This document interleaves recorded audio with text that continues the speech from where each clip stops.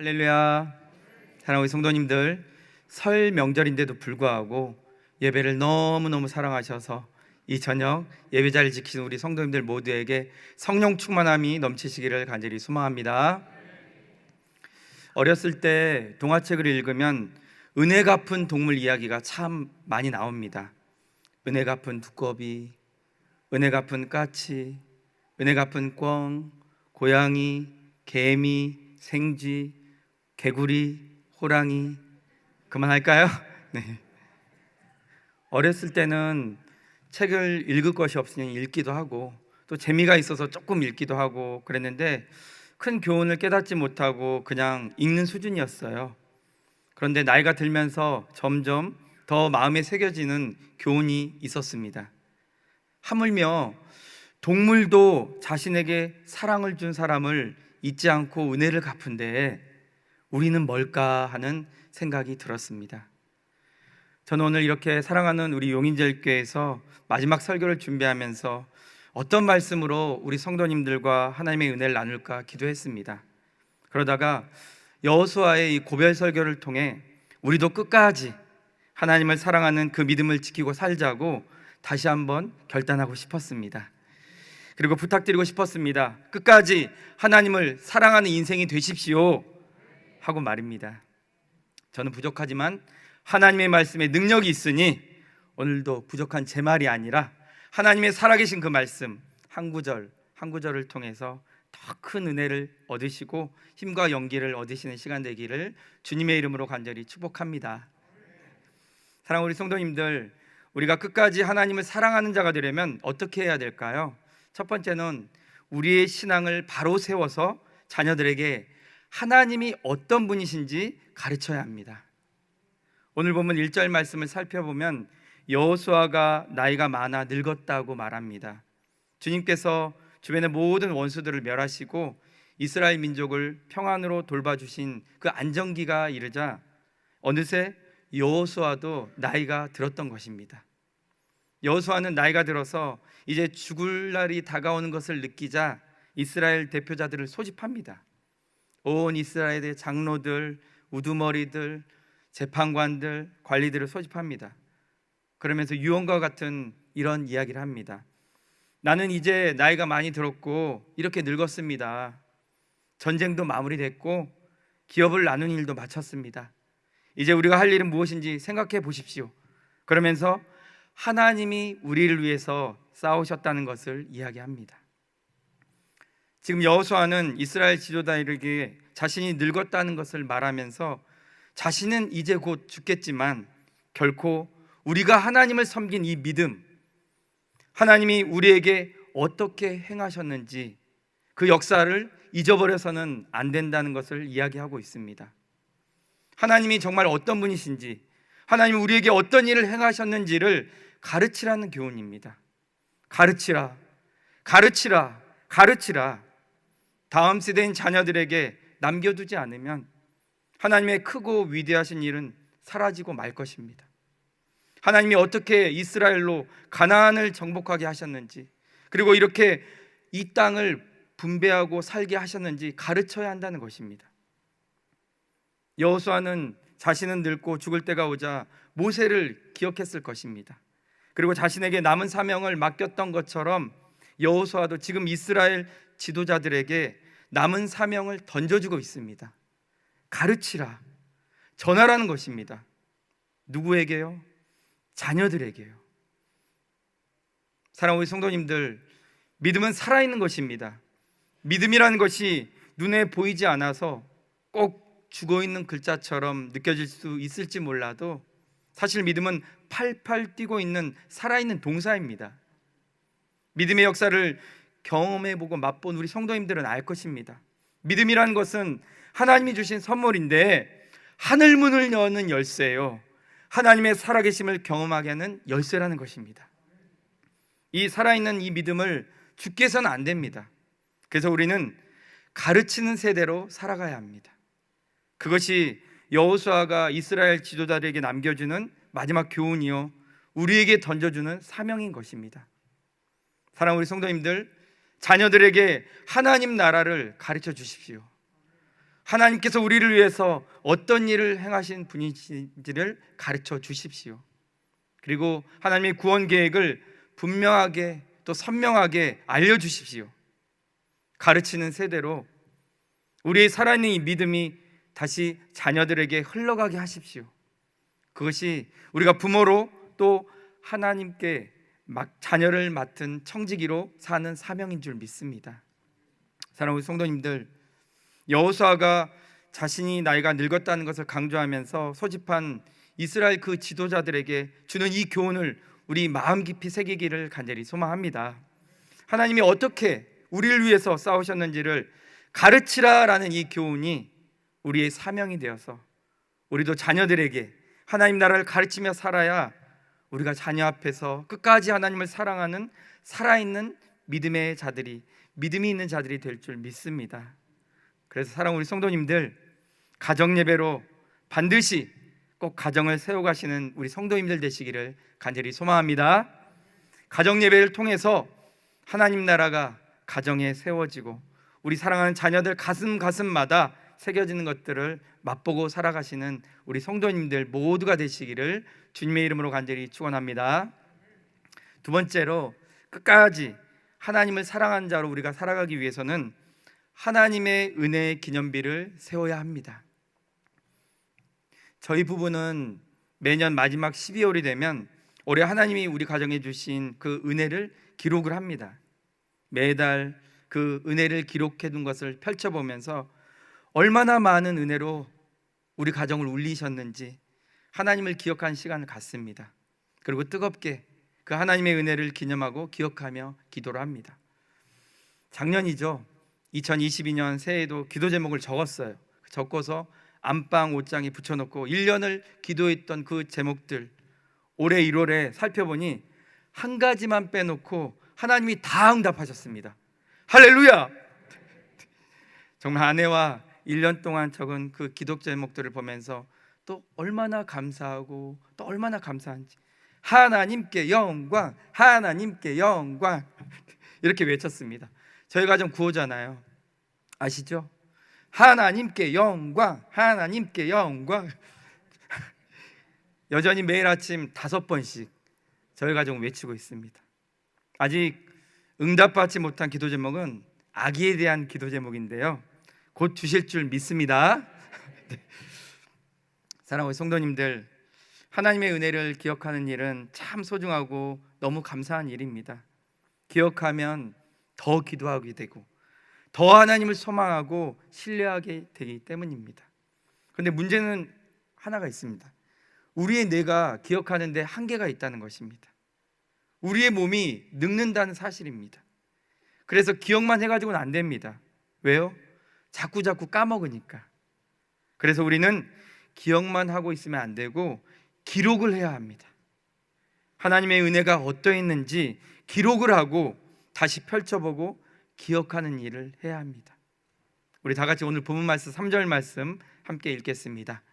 너희 하나님 여호와께서 너희를 위하여 이 모든 나라에 행하신 일을 너희가 다 보았거니와 너희 하나님 여호와 그는 너희를 위하여 싸우신 이시니라. 아멘.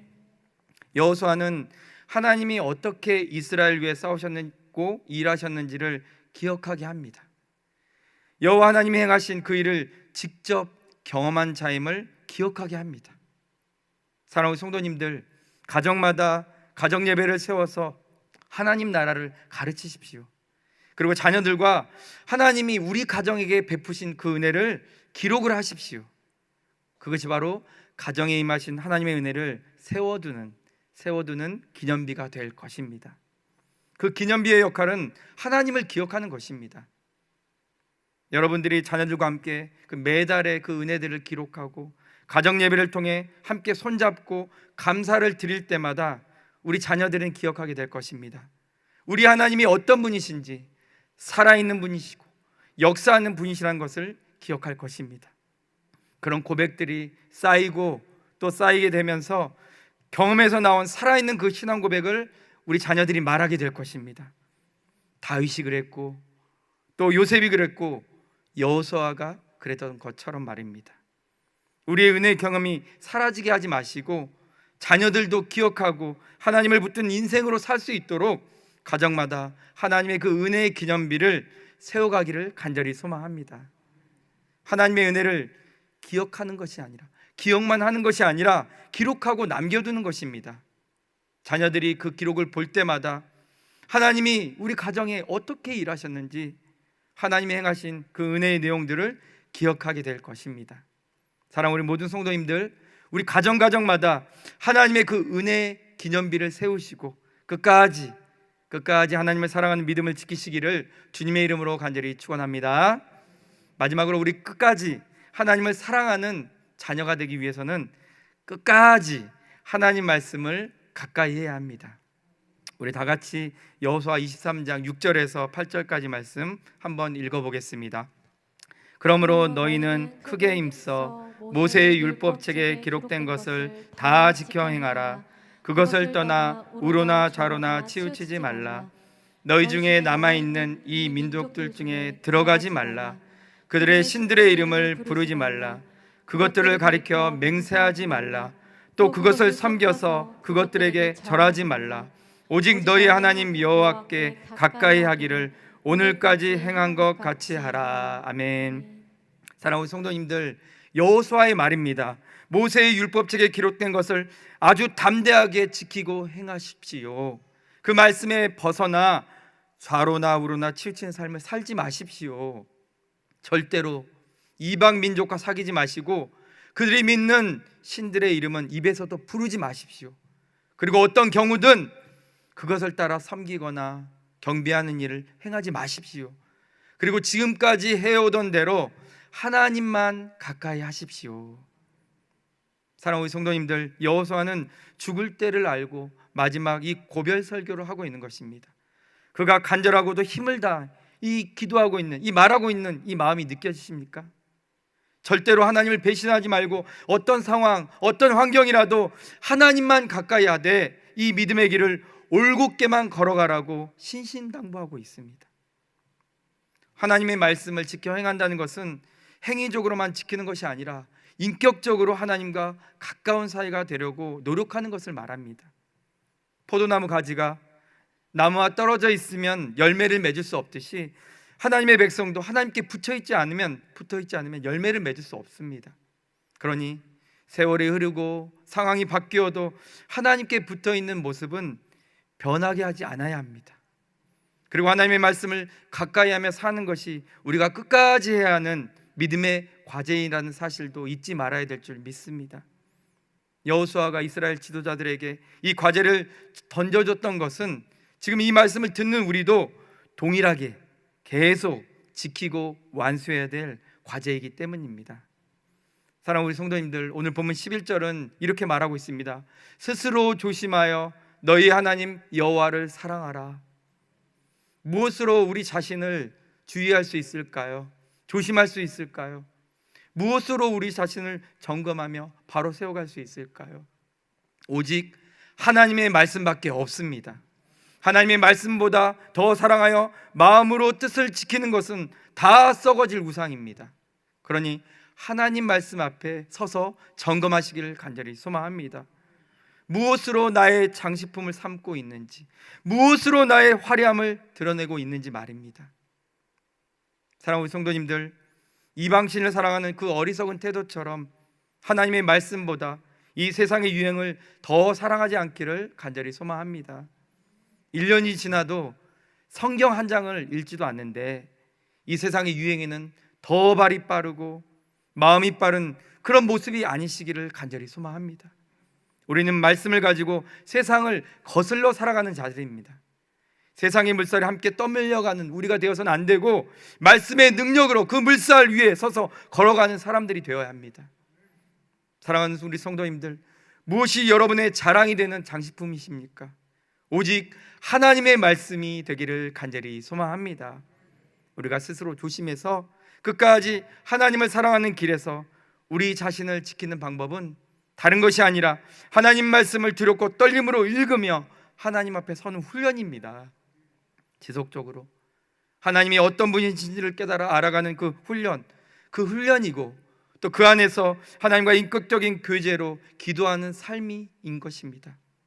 꼭 평생에 가장 사랑하는 것이 하나님의 그 말씀이 되시고 그 말씀에 평생 거하시는 우리 모든 성도님들 되시기를 주님의 이름으로 간절히 축원합니다. 사랑하는 성도님들, 제가요 우리 용인제일교회 2015년 12월 전도사로 와서 또 강도사가 되고 목사 안수를 받고 큰 사역을 한 지 벌써 8년이 되었습니다. 제가 돌아보니까 하나님이 제게 주신 은혜가 얼마나 컸는지 모르겠어요. 이곳에서 정말 행복하게 목회하고 많은 것을 배우게 하신 우리 하나님께 감사드립니다. 그리고 정말 모든 순간마다 많은 우리 성도님들의 사랑을 받아서 너무너무 감사했습니다. 처음 예담 유년부를 맡았을 때부터 지금 교구 사역 하기까지 우리 사랑하는 담임 목사님, 우리 목사님의 사랑과 격려와 기도, 또 우리 장로님들의 응원, 늘 웃음으로 반겨주고 아들처럼 또 가족처럼 아껴주던 우리 성도님들의 그 사랑과 진심, 그것이 마음에 느껴져서 너무너무 감사했습니다. 한 분 한 분 일일이 또 다 감사를 드려야 하는데 드릴 수 없어서 또 너무너무 죄송합니다. 이 자리를 빌어서 이렇게 감사 인사를 전할 수 있어서 설교 준비를 하면서 이것까지도 정말 하나님의 은혜다, 이런 감사를 드렸습니다. 사랑하는 우리 성도님들, 정말 목사님들 중에서 가장 부족하고 가장 못난 저를 항상 괜찮다고 또 괜찮다고 응원해 주시고 또 끝까지 사랑해 주시고 또 기도해 주셔서 진심으로 우리 성도님들 감사드립니다. 그리고 이 받은 이 큰 사랑을 기도로 계속 갚도록 하겠습니다. 그리고 지금까지 저를 잘 지도해 주시고 끝까지 용기를 주신 우리 사랑하는 담임 목사님 너무너무 감사드립니다. 그리고 우리 담임 목사님과 우리 성도들의 그 사랑을 저도 잊지 않고 꼭 기억하면서 우리 하나님께 우리 용인제일교회와 우리 담임 목사님과 우리 성도님들을 위해서 앞으로 계속 기도하도록 하겠습니다.